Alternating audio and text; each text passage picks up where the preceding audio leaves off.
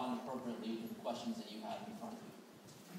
Before we get into the official remarks, let me just sort of set the stage with a little bit of the context for why we are where we are. It is an incredible story to be told about how the American people have embraced a digital life. Today, more Americans have cell phones than washing machines. We are consuming bandwidth at ever-increasing limits. My wife and I moved from Richmond, where I was serving in the governor's cabinet, about an hour and a half north to Washington, D.C., the suburbs.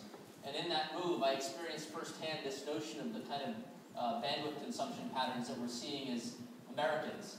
My cell phone usage prior to this move was largely voice. But at the time when my wife and I were separate, because I was living 5 days a week during the transition, my wife would take pictures of our 6-month-old daughter and our 2.5-year-old daughter and would picture mail me milestones. So I would consume more data.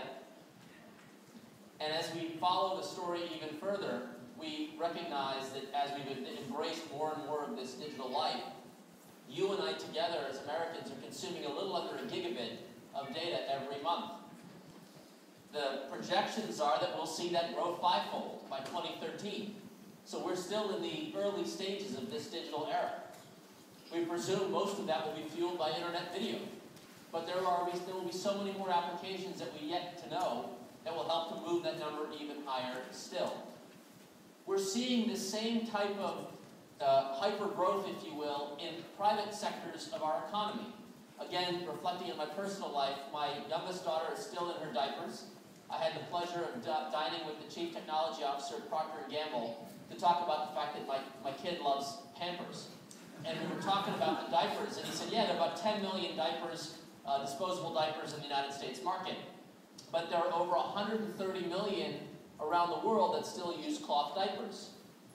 And the CEO of Procter & Gamble challenged the technology officer and his team, and they challenged him in the following way. Engineer a diaper, a disposable diaper, that costs no more than an egg in any country in which we choose to operate. They harness the power and potential of all of this technology and innovation to deliver the magic Knickers product, which is now making inroads around the world. And we're also seeing this in our personal lives in the context of addressing our daily travails.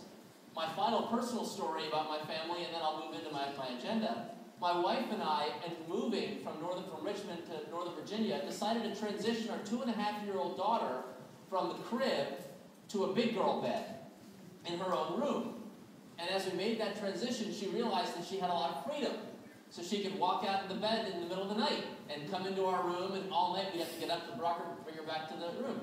My initial instinct was, why don't we just lock the door so she'll stay in the room? But using the power of technology available to us, my wife immediately went online, found some incredible advice sites, and found out exactly the right intervention that we've now used successfully for several weeks. The point is, we're harnessing all of this technology and innovation in our personal lives. The problem is that we have not translated this in our global competitiveness and our public policy. So I want to bring attention to you on the material behind me, a little bit of challenging news.